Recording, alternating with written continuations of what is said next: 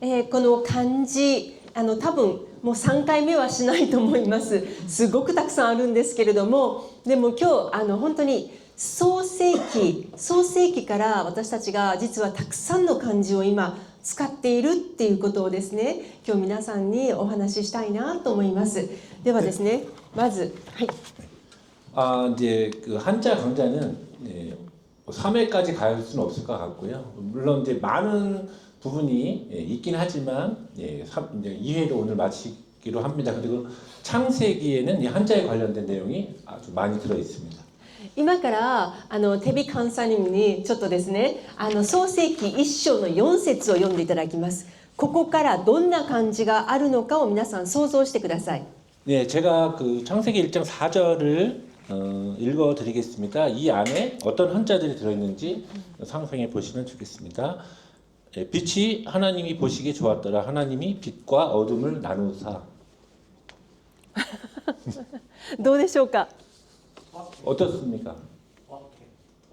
分ける、割る、とても近いです。他にありますか？ 또 생각나시는 거 있으신 분? 多分日本語を勉強するときに、漢字を勉強するときに多分一番初めに学ぶ漢字です。 이건 일본어를 배울 때 가장 먼저 배우는 한자입니다. 多分赤ちゃんも書くことができる。 이건 아기들도 쓸 수 있습니다. 光は難しいです。 빛이라는 한자는 좀 어렵죠? これです、答えは。1。私たちはこれを1と言いますね。でも実際にこの漢字ができたこれは1という数字の1を表すものじゃなかったんです、もともと。 네, 지금 이걸 원래 한자에서는 1이라고 쓰고 있지만 원래 숫자의 1을 나타내는 그런 한자는 아니었습니다. これは実は基準だったんです、基準。 이것은 원래 기준을 뜻하는 것입니다. または道というその表現のためにこの1というものができたんです。 그 다음에는 이제 그 어떤 길을 표현하기 위해서 만든 그런 표시입니다. そしたら私たちがこの基準というものを言うときに聖書でも私たちは今聖書って呼んでるけれども 우리가 그 성서에서도 기준을 얘기할 때 성서를 이제 성서라고 하지만 でも本当は聖書ってキャノンって呼ばれたそうですね。 근데 원래 성서는 뭐 캐논이라고 불렸다고 합니다. 本当にこの全てのこの原点とか基準になるもの 그 모든 것의 원점, 기준이 되는 것. ですからある意味でこの基準っていうのは必ずその中心にあるものですね。 그래서 어떤 의미에서 그 원점은 항상 中心、 네, 중심이 되는 것입니다. 기준은 중심이 되는 것입니다. ですからこれ何でもない赤ちゃんでも書けるこの1というものはもともとこの標準を表すいわゆるこれが基準になるよというものを示したんです。 네, 그 아기들도 쓸 수 있는 이 일이라는 한자는 모든 것의 기준이 되는 그런 뜻입니다. そして昔は中国も日本もですがこの一つのものを通して上が明るいものそしてこの下が暗いもの 네, 중국에서는 항상 일자 위는 이제 그 밝은 것, 밑에는 이제 어두운 것 이렇게 표시했습니다. そして上は軽いもの下は重たいもの 위는 또 가벼운 것, 밑에는 무거운 것 이렇게 표시했고요. この創世記の1章4節でここで光と闇に分けましたね。 네, 창세기 1장 4절에서 보면은 빛과 어둠을 나누셨다고 되어 있습니다. だから上に光があり下に暗闇を送るようにまず神様が2つに分けられました。 위에 이제 빛이 오고 밑에 어둠이 올 수 있도록 이렇게 두 개를 나누셨습니다. そこから昼とか夜という概念が私たちに与えられましたね。 거기에서 이제 낮과 밤이라는 그 개념이 우리에게 주어졌습니다. はい、では続けてですね、カンサニムに創世記1章のごめんなさい、1章の7、8、10を読んでいただけますか？ 네, 그 창세기 1장 7절, 8절, 10절 읽어드리겠습니다. 하나님이 궁창을 만드사 궁창 아래의 물과 궁창 위의 물로 나뉘게 하시니 그대로 되니라. 하나님이 궁창을 하늘이라 부르시니라. 저녁이 되고 아침이 되니 이는 둘째 날이라. 하나님이 물을 땅이라 부르시고 모인 물을 바다라 부르시니 하나님 보시기에 좋았더라. 次はここからどんな漢字を思い浮かべますか？ 자, 여기에서는 어떤 한자를 생각하실 수 있을까요? 神様がたくさんのものを創造されたんですよね。 그래서 上と下、 네, 위와 아래를 얘기했었죠. 上と下。上には何があるでしょうか？下には何があるでしょう 위는 か？ 뭐가 있고 밑에는 뭐가 있을까요? 青空と水。 네. 하늘과 네, 물이라고 하셨습니다. とても近いです。 아주 가까운 次、 말씀입니다. ここからできたのが2です。 네, 여기에서 나온 게 한자 숫자 2입니다. これは天を表し、 예. 下のこれは地を表します。 자, 숫자 2의 윗부분은 이제 하늘을 뜻하고 밑에는 땅을 뜻합니다. 神様がここでこの大空を作られ、そしてまたこの地を作られました。だからこの水、このいわゆるこの地、水を除いた部分、乾いた部分を地と呼びましたね。 네, 하나님께서는 이제 하늘과 땅을 만드시고 그리고 물을 제외한 부분을 이제 땅이라고 하셨습니다. ですからこの2という時に私たちの概念で1つ2つじゃないんですね。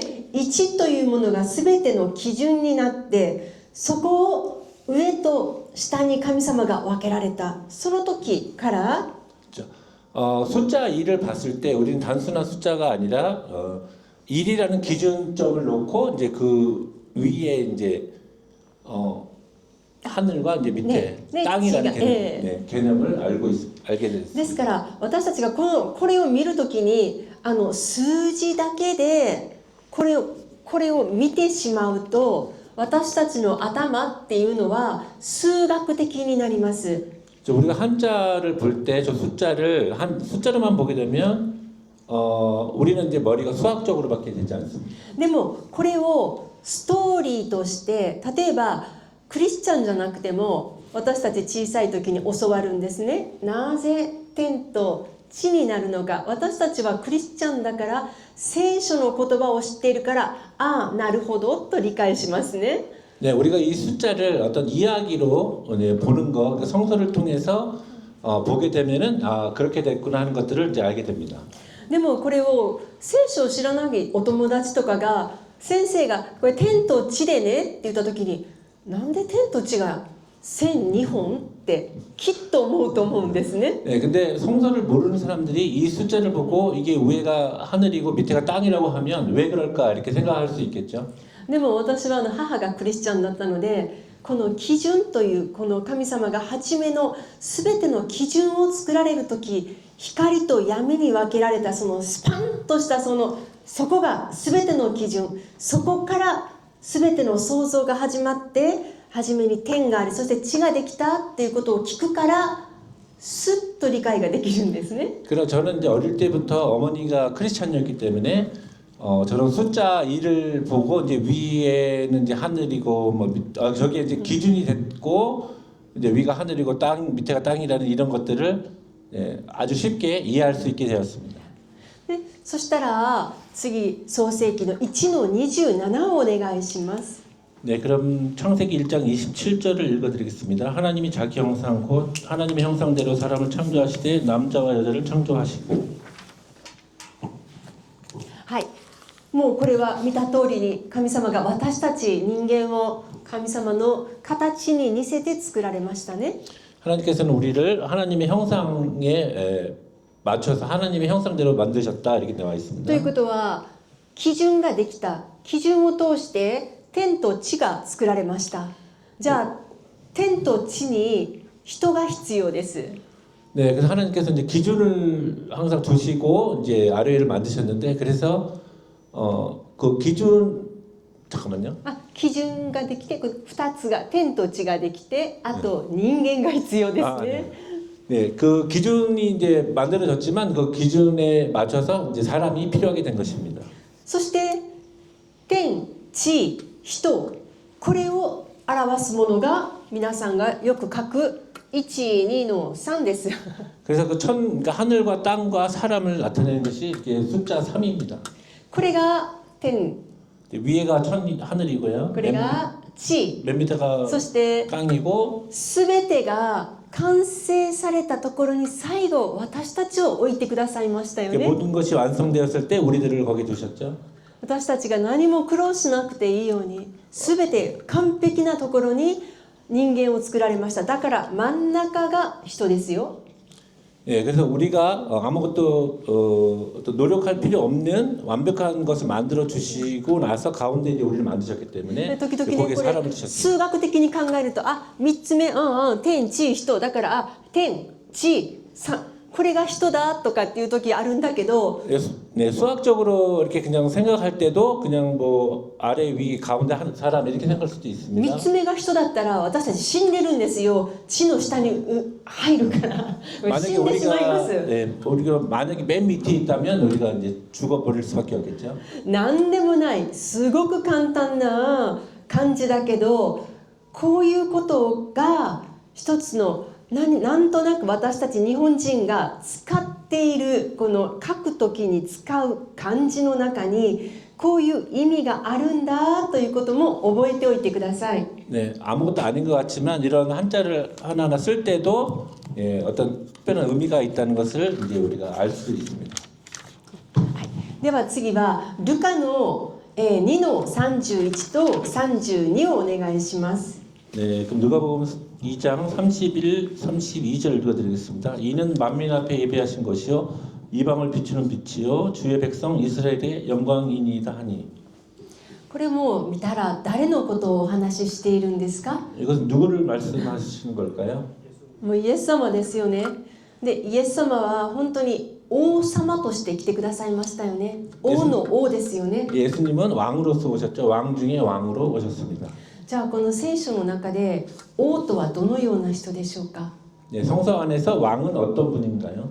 私たちのこの地上でいう王というのは、私たちの国民を治めると考えますよね。 네, 이 지상에서의 왕은 이제 국민을 다스리는 그런 사람으로 알고 있죠. でも私たちが知っているこの救い主である王は人だけじゃないですね。 네, 우리가 알고 있는 구원자 예수님은 스쿠이누시죠. 구원자 예수님은 그런 왕이 아니시죠. 宇宙全部を治める方ですね。 우주 전부를 다스리시는 분입니다. だから王という字はどう書きますか？ 네, 왕이라는 글자는 어떻게 했을까요? 地、天地、 그러니까 히토가 하늘과 하이마시다. 땅이 있고 가운데 이제 사람이 있고 まっすぐに入りますね。王 가운데 が 이제 일자로 이렇게 똑바로 이렇게 줄을 치게 되죠. これは天と地と人を一つにするもの、治めるもの。だから王という字は天、地、人、ここを一つに貫く一つの一本のもの。これがイエス・キリスト王です。王のマークですね。 네, 그 하늘과 땅과 사람을 이렇게 하나로 관통하는 어떤 그런 의미로서의 이게 왕자인데 이건 예수 그리스도를 의미한다고 할 수 있습니다. 時々漢字のテストで王様って書きなさいって言って例えばこういうふうに書いてももちろん正解ですが時々書く順番がこう書いてこう書いてこんなふうに書いたりこう書いて3つ書いてから下から上に行ったりとかする子供によっていろいろあります。 네, 왕이라는 그 한자를 쓰는 방법이 또 여러 가지가 있습니다. 어린아이 때도 그렇고요. でも日本では順番がすごい大切です。順番を間違えたらこれとてもダメなんですね。 일본에서는 한자를 쓸 때 그 한자를 쓰는 순서가 있습니다. 그 순서가 틀리면 되게 안 됩니다. なんかこれを王様がどういう意味かを分かっていたら下から上には絶対書かないんです。 그 왕이라는 뜻이 어떤 것인지 알게 되면 이제 밑에서부터 써서 올라가는 것은 없죠. だからいつも母が漢字は最後の形が同じでもあなたがどういうふうにそれを理解して書いたかは順番を見たらわかると言ったんですね。 네, 그 한자라는 것은 쓰고 나면 다 똑같은 모양일 수 있지만 쓰는 순서를 보면 한자를 어떻게 이해하고 있는지를 알 수 있다고 이제 엄마는 얘기하셨습니다. だから王は天と地と人を治めるものです。 그 왕이라는 것은 이제 하늘과 땅과 사람을 다스리는 그런 뜻입니다. だから上から下に書かないといけないとね、그래서よく言いましたね。 위에서부터 밑으로 쓰지 않으면 안 됩니다. はい。すごく簡単だけどでも面白いストーリーだと思います。 아주 간단한 거지만 되게 재미있는 이야기라고 생각합니다. なかなかこの1、2、3だけでですね、お話しする人ってあんまりいないと思いますね。 예, 그렇죠. 1, 2, 3이라는 한자만 가지고 이렇게 얘기하는 게 で 쉽진 も 않죠. これが本当に基準ですね。本当に全ての漢字の基本の基本です。 그래서 이것이 한자의 기본 중에 기본이고 기준이 됩니다.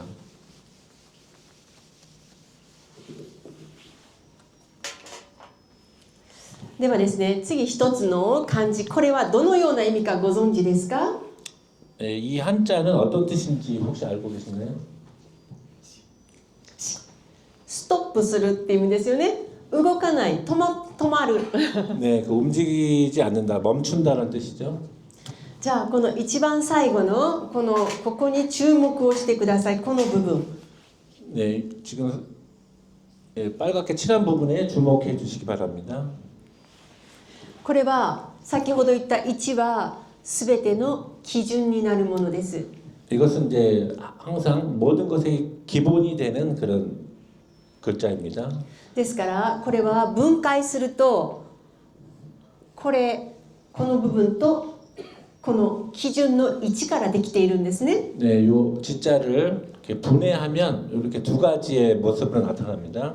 だから基準がなかったら 기준이 없다면 とどまる、同じ場所にあり続けることができないという意味です。 그 자리에 계속 있을 수 없다는 의미입니다. ですから基準がない人は存在しないという意味にもなりますね。 그래서 기준이 없는 사람은 존재할 수 없다는 의미도 될 수 있습니다. 私たちの場合だったらイエス・キリストが全ての基準ですね。イエス・キリストがなかったら私たちがここで礼拝しても価値がないですね。 네, 우리들에게는 이제 예수님이 기준이 되시고 예수님이 없으면 우리가 여기서 예배를 드려도 의미가 없습니다. だからこれも私たちが止まるっていうふうに覚えるから何かストップするとかとても簡単に考えているのですが 이 지자는 우리가 멈추다라고 생각해서 되게 간단하다고 생각할 수 있지만 でもこれは一つの自分がいないといけない場所に居続けることができるという意味です。 네, 이것은 이제 우리가 그 한 자리에 계속 있을 수 있는 그러니까 있을 수 있는 어떤 그런 뜻으로 생각하시면 됩니다. はい。そしてじゃあここでもう一つ詩編の119の137、138を読んでください。 네, 119편, 137, 138편을 읽어드리겠습니다. 여호와여, 주는 의로우시고 주의 판단은 옳으니이다. 주께서 명령하신 증거들은 의롭고 지극히 성실하니이다. この言葉を聞くと全てが正しいということですね。 이 神様の、はい、 네, 이 말씀을 들으면 모든 것이 다 옳다라고 이제 돼 있죠. 私たちの正しさは日本人の正しさと韓国人の正しさは違うはずです。 예, 우리들의 그 옳음에 대한 판단, 그러니까 일본인의 옳음에 대한 판단과 한국인의 옳음에 대한 판단은 좀 틀리다고 생각합니다. また男と女でも違うはずですね。 예, 남자와 여자도 마찬가지고요. ならば正しさというのを私たちは作ることができないんです。 그래서 진짜 그 올바름은 우리가 사람이 만들 수가 없다고 생각합니다. 唯一正しさを作ることができる人は基準である方だけです。 그러니까 유일하게 진짜 그 올바름을 만드실 수 있는 분은 그 기준을 만드신 분입니다. ということは基準の上にとどまりそこにずっとステイすること、これが聖です。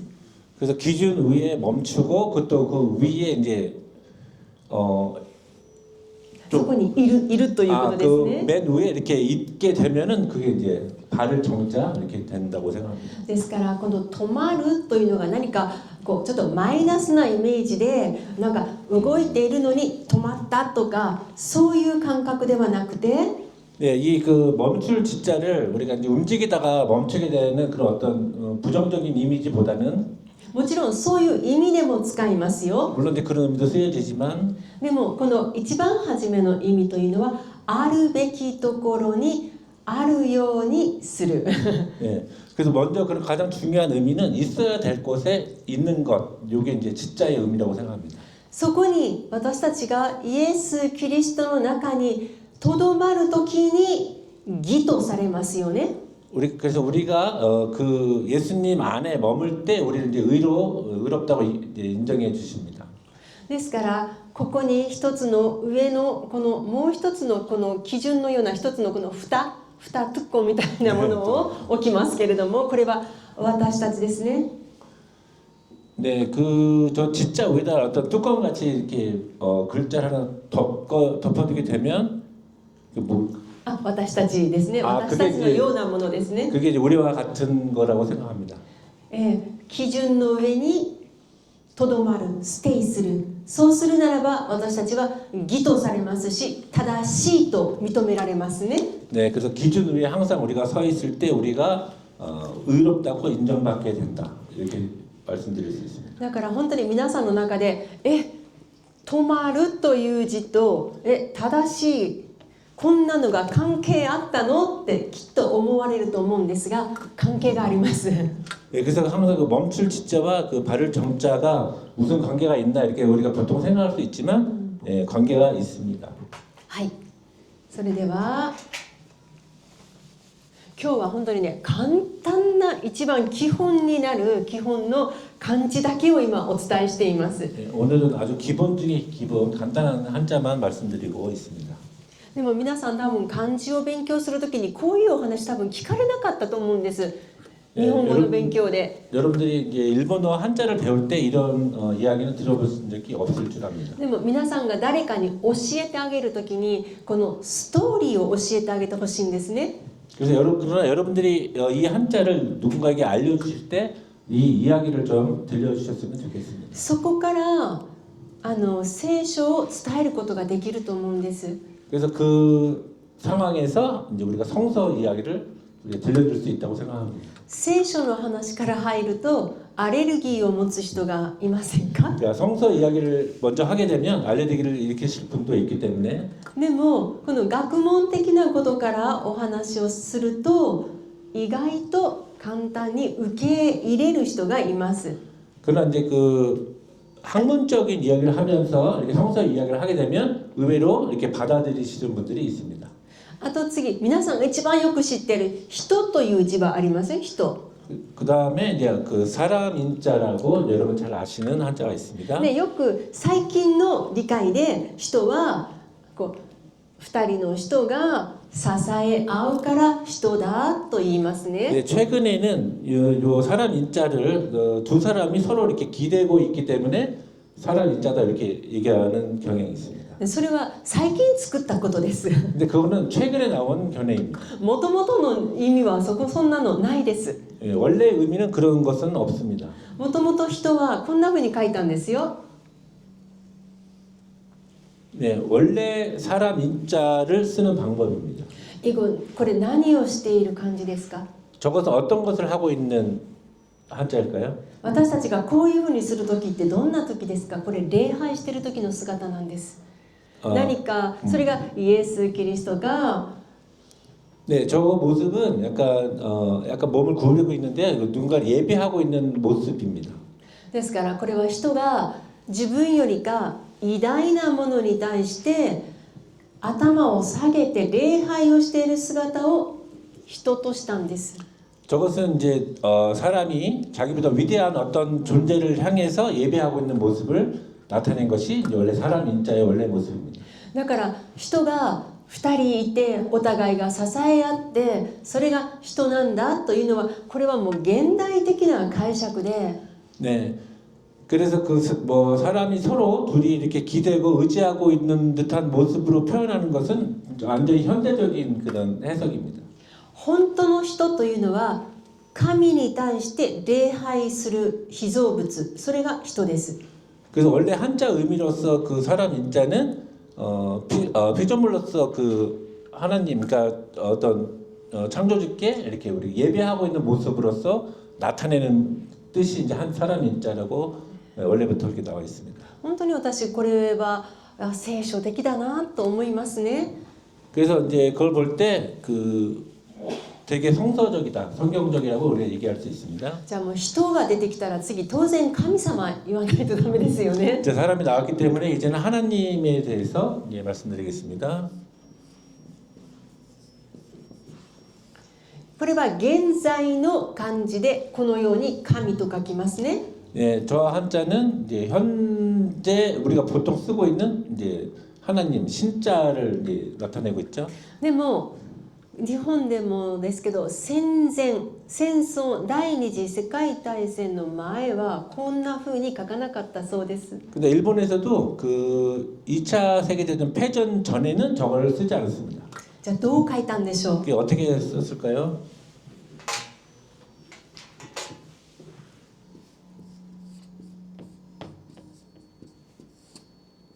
皆さんこんな漢字時々見たことないですか 네, 여러분 저 한자를 혹시 보신 적 있나요? ありますよね私も何回かこの漢字を時々この韓国でこう韓国のパソコンコンピューターで日本語を書くと紙がこの紙になる時があるんです 저도 한국에서 이렇게 컴퓨터로 요 신자를 쓸 때 저런 한자가 나타나긴 하곤 합니다. 私はこの漢字が韓国のコンピューターで出た時に感動したんですよ本当に 저는 한국 컴퓨터에서 이 한자가 나왔을 때 되게 감동했습니다. いやーこれ日本では誰かが意図的になくなるようにした漢字なんです 아, 저 한자는 일본에서 의도적으로 없애려고 했던 한자입니다. 日本人じゃないです 그 일본인이 아닙니다. なぜですか 왜? 戦後です 그러니까 전후, 그러니까 일본 전쟁 이후, 태평양 전쟁 이후죠. これはいこれはアメリカの GHQ ってわかりますか 그 미국의 GHQ라는 그런 곳이 있었죠. これは私たち日本が戦争で負けましたね 일본이 이제 태평양전에서 졌죠. そしてその時に日本を完全にアメリカが統治しました 그때 이제 그리고 나서 미국이 완전히 일본을 통치했습니다. その時から日本の漢字はたくさん変わりました 그때부터 일본의 한자들은 많이 변했습니다. 今からはそのような漢字を皆さんにご紹介しますなぜそうだったのか 지금부터는 그때 변화된 한자들을 소개해드리겠습니다. 왜 그렇게 변했는지.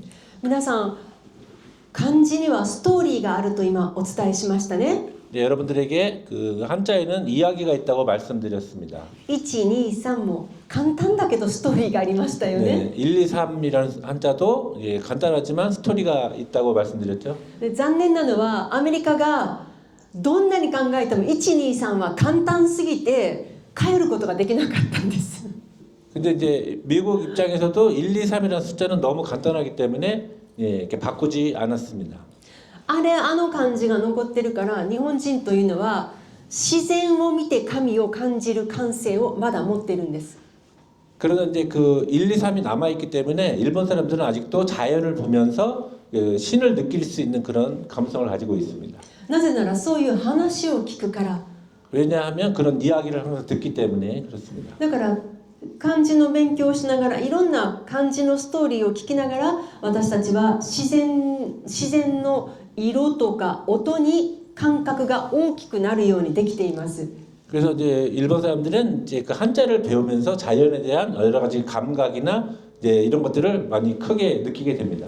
そしてアメリカの軍隊はアメリカの政府はこのように考えたんです 그래서 미국 정부는 이렇게 생각했습니다. こんな小さな国の猿のような民族が 이렇게 작은 원숭이와 같은 민족이 どうしてこんなに偉大な戦争ができてしまったのか 네, 그렇게 어떻게 위대한 전쟁을 할 수 있었을까?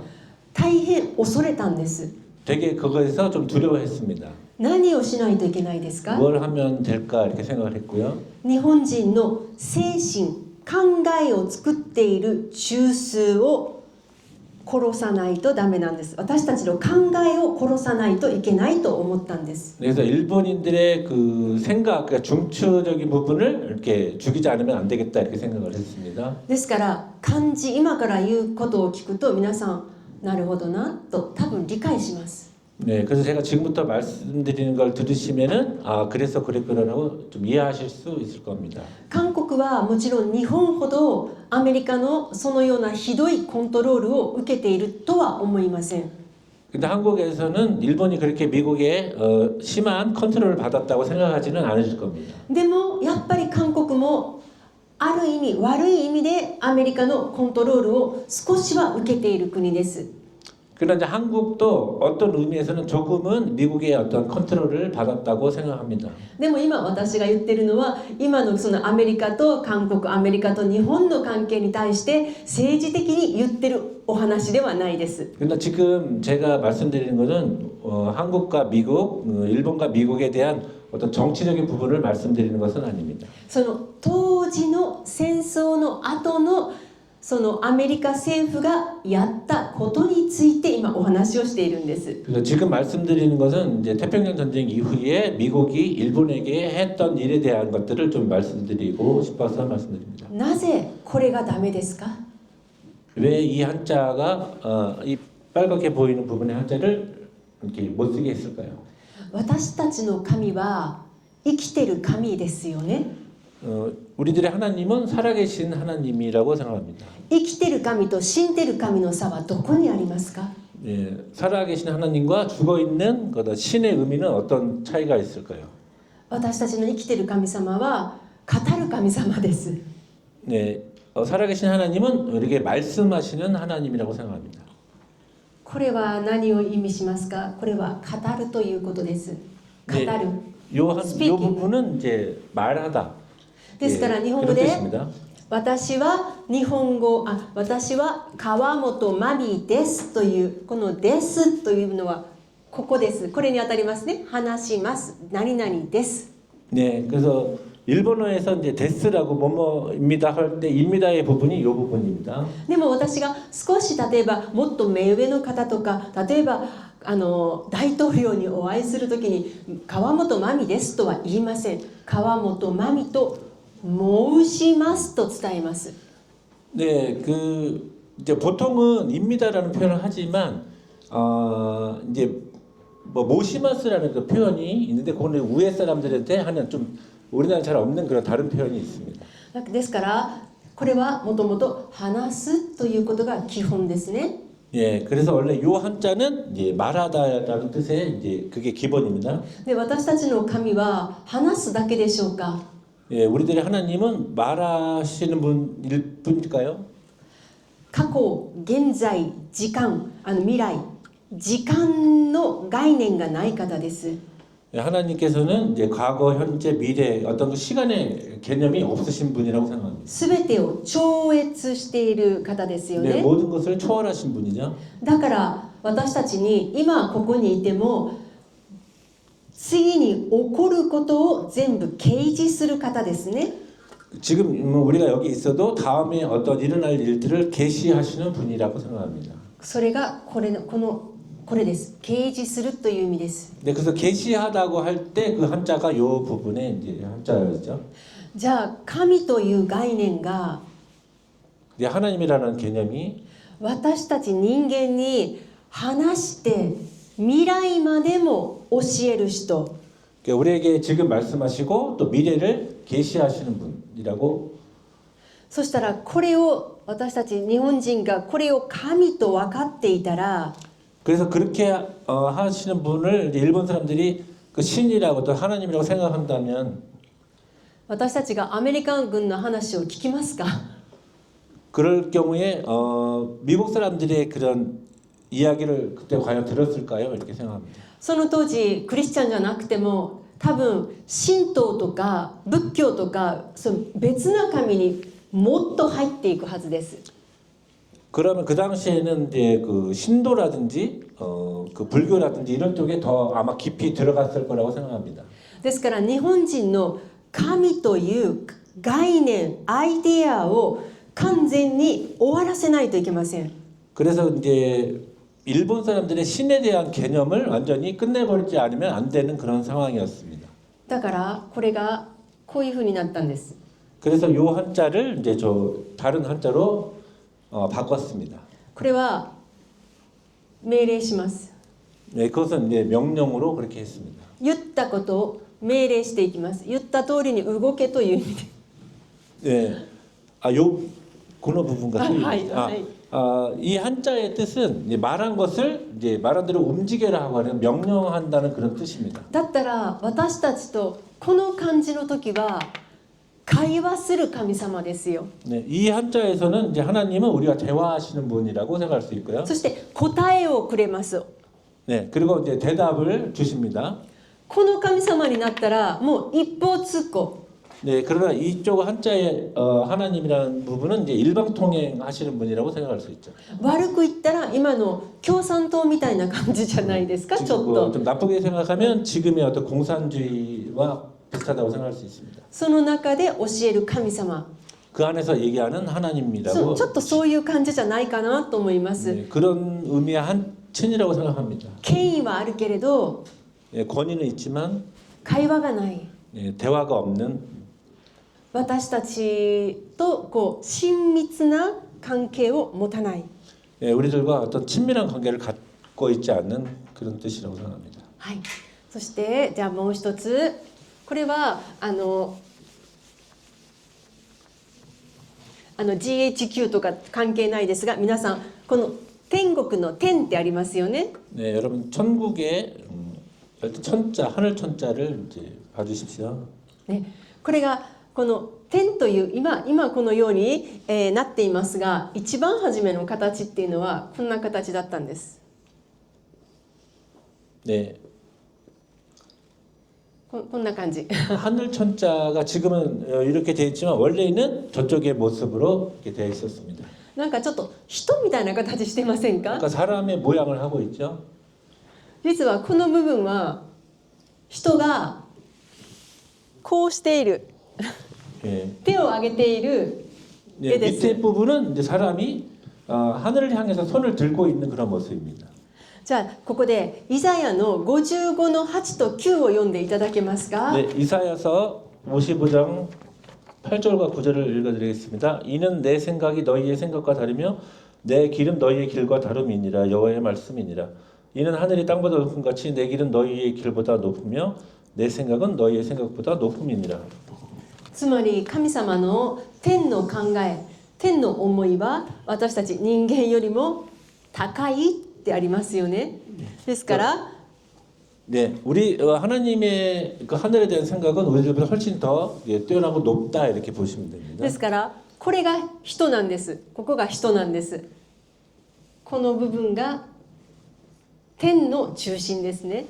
예, 저 원래 한자 천자에 보면 밑에 부분이 사람이고 이제 위에 부분을 이제 하늘 천자로 이렇게 보시면 됩니다. そして天という意味は人の私たちの考え、頭の上にあるものという意味でこういう字になったんです。 그래서 원래 하늘 천자는 사람 위에 있는 하늘, 그러니까 우리의 생각보다 위에 있는 부분을 나타낸 그런 뜻이었습니다.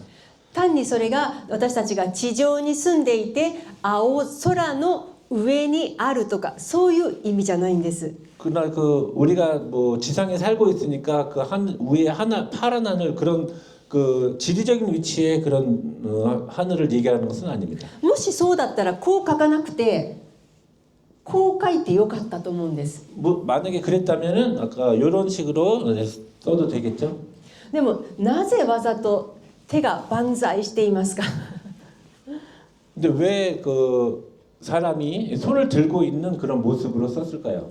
私たちがこうするときハレルヤもしくはもうごめんなさい許してくださいもう降参白い旗を上げる時ですね。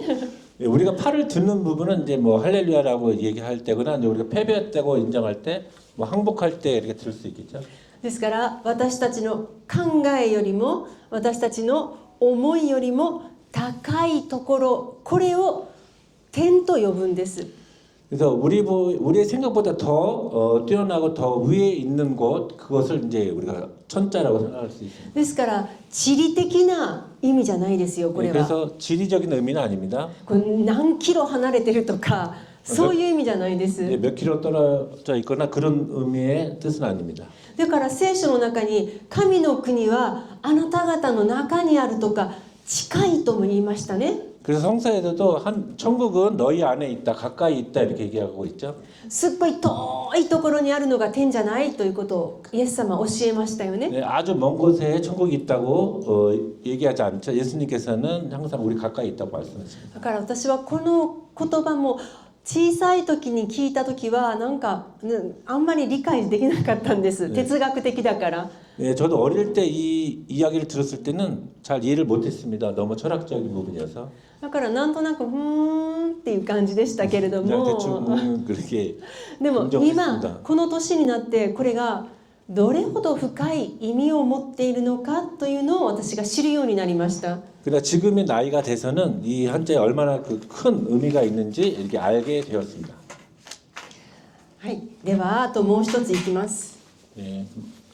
で時間が大丈夫ですか？あと5分だけ大丈夫ですか？はい、いっぱいあるけどいっぱい用意したけどそれもできないかもしれない。 네.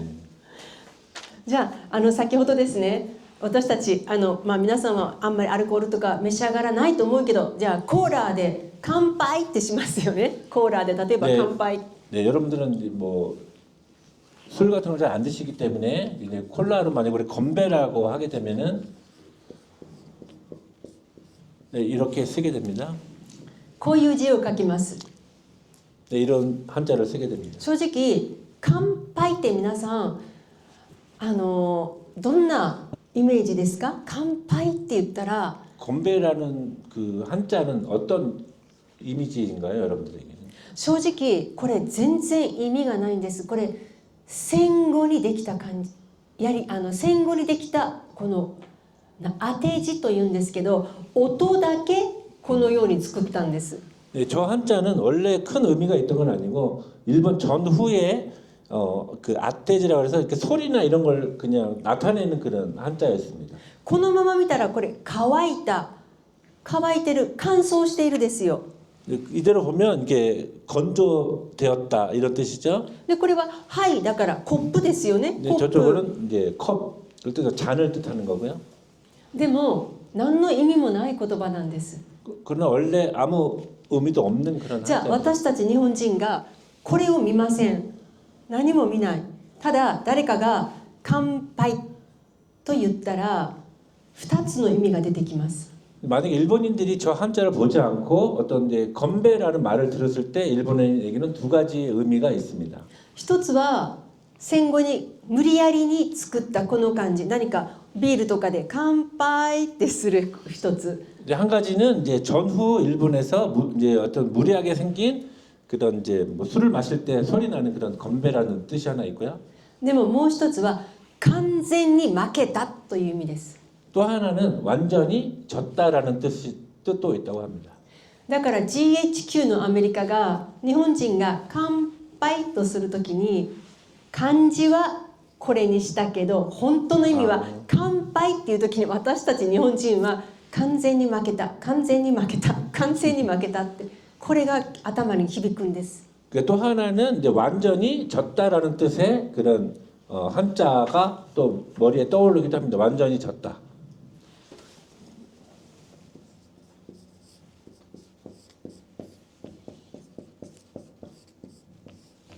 これが昔私たちが戦前に使っていた乾杯の時の漢字です。 이 한자가 원래 이제 일본이 태평양 전쟁이 지기 전에 쓰던 한자라고 합니다. やさか。 이게 야사카라는 뜻이라고 합니다. 私たちは何かを本当に祝福する時に 뭔가를 되게 축복하고 싶을 때 乾杯とは言わずにやさかとこうしたんです。 예, 건배라고 하지 않고 야사카라고 이제 표현을 합니다. これが何を意味しますか？これはヘブル語です。 이것은 무엇을 뜻할까요? 원래 이것은 히브리어입니다. ヤーハベのヤー、神ですね。 야는 이제 하나님을 뜻하는 거고요. で私はヘブル語よくわからないんですけども、これを何かこう分解していくと守るとか見るという意味になるそうです。 예, 저는 히브리어를 잘 모르지만 요 나머지 부분은 지키다 뭐 이런 뜻이라고. だから本当はここに小さな「つ」が入りますね。多分ヘブル語「サッカ」とかっていうらしいんです。私発音できません。 원래는 여기에 조그만 쯔라는 이제 그 받침 같은 게 들어가서 사캇 이렇게 하는데 히브리어를 잘 모르지만 어쨌든 그런 뜻이라고. もちろん日本人が古代古代イスラエル人たちのその音をきれいに聞けないから少し日本人の耳で聞いてこういう言葉にちょっと少し変わってますね。 아마 이제 고대 일본인들이 히브리어를 들었을 때 정확하게 그걸 이제 발음하지 못했기 때문에 약간 이렇게 변형이 됐을 거라고 생각합니다. これは何を意味するかというと神様の守りという意味です。 이게 어떤 걸 뜻하냐면 하나님의 지켜주심 이런 뜻이라고 합니다. だから乾杯っていう時に神様の守りがあるようにってこういうふうにしたんですね。 그래서 원래는 이제 일본 사람들이 건배를 할 때 이 한자를 쓰면서 하나님의 보살피심이 있기를 뭐 이런 뜻으로 쓰였다고 합니다. ですからこういった日本人の精神こういったものは全部 GHQ アメリカの政府にとっては邪魔なものです。 그래서 이런 원래 그러니까 일본이 전쟁에 지기 전에 갖고 있었던 일본 사람들의 어떤 그런 문화 정신 같은 것들이 GHQ의 입장에서는 되게 좀 부담스러웠던 것 같습니다. まだいっぱいあるけど最後に一つだけこれは皆さんにも関係があるから 예, 아직 뭐 여러 가지 있지만 그냥 마지막으로 한 가지만 더 말씀드리겠습니다. 이건 우리들과 좀 관계가 있다고 합니다. 韓国の人も木という言葉たくさん使いますね。 네. 韓国語の表現 한국 사람들도 이 기라는 한자를 많이 쓴다고 알고 있습니다. 多分日本人韓国人はこの木という言葉を本当に表現の中でいっぱい使っています。 그러니까 한국 사람들, 일본 사람들도 많은 표현 안에서 이 기자를 많이 사용하고 있다고 알고 있습니다. でも皆さん気づいてましたか？これが何を意味しているのか。 근데 여러분들 혹시 이 가운데 있는 부분이 어떤 걸 뜻하는지 알고 계셨나요? 何気なく使っていませんか？ 그 아무 생각 없이 아마 쓰셨을 거라고 생각합니다. これは殺すという意味ですよ。 원래 이 부분은 이제 죽이다라는 뜻이라고 합니다. 例えば魚を海から釣りました。 그래서 이제 예를 들면 이제 생선을 이제 물에서 건질 때 そしてすぐに内臓をねじゃん取らないと臭くなりますよね。 네, 바로 근데 그 생선의 내장을 꺼내지 않으면 바로 이제 썩어버리죠. だからその時魚を締めるというんです。締める。 시메루, 네. 목조르다 그러시죠. 네. 원래 그거를 이제 다른 말로는 생선을 조르다 뭐 이런 뜻으로 목조르다 이런 뜻으로 쓴다고 합니다. この字ですよ。 그게 이제 요 부분이라고 고로스. 합니다. 고로스 죽이다라는 뜻이고요. だからこの木っていうのは私たちが本当に木って大切ですよね。体の中循環すると私たちはそのように東洋人って考えますよね。血とか水とかこの気が上がってくるとか元気が出るとか元気がなくなるとか全部気ですよね。 네, 아마 동양 사람들의 생각에서는 이 기라는 게 되게 중요해서 몸에 어떤 기의 순환이라든지 뭐 일본 말로는 이제 기운이 없다 뭐 이런 뜻도 있고요. 그래서 되게 중요하게 생각하고 있습니다. でも私の父がいつも言ったんです。お前ずっとこの気使ってたらお前は体ダメになるぞと言ったんです。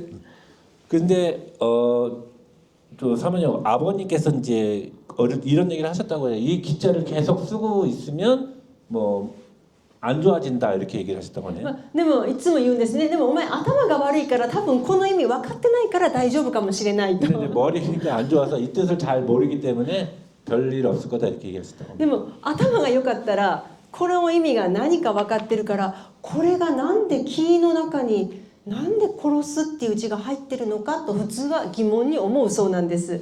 근데 보통 머리가 있는 사람들은 왜 이 죽이다라는 뜻이 요 기라는 한자 가운데 있을지 생각을 하게 된다고 합니다. でも私やっぱり頭悪いから一度もそれ考えたことなかったんです 근데 ね。 저는 머리가 안 좋기 때문에 한 번도 생각해 본 적이 없다고 합니다.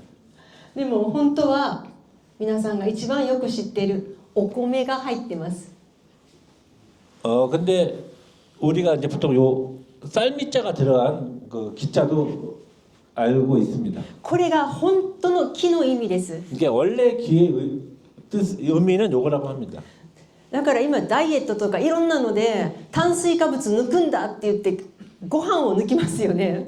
우리가 이제 그 다이어트를 한다고 해서 이제 쌀 같은 것을 많이 안 먹게 되죠. でもそれはすごく白人にはいいけど東洋人の私たちの体はお米でできてるんです。 근데 그 이제 서양 사람들에게는 그게 별일 아니겠지만 이제 동양 사람들에게는 되게 중요한 부분이기도 합니다. 私いつも本当に時々みんなバカだなってそれを思うことが一つありますね。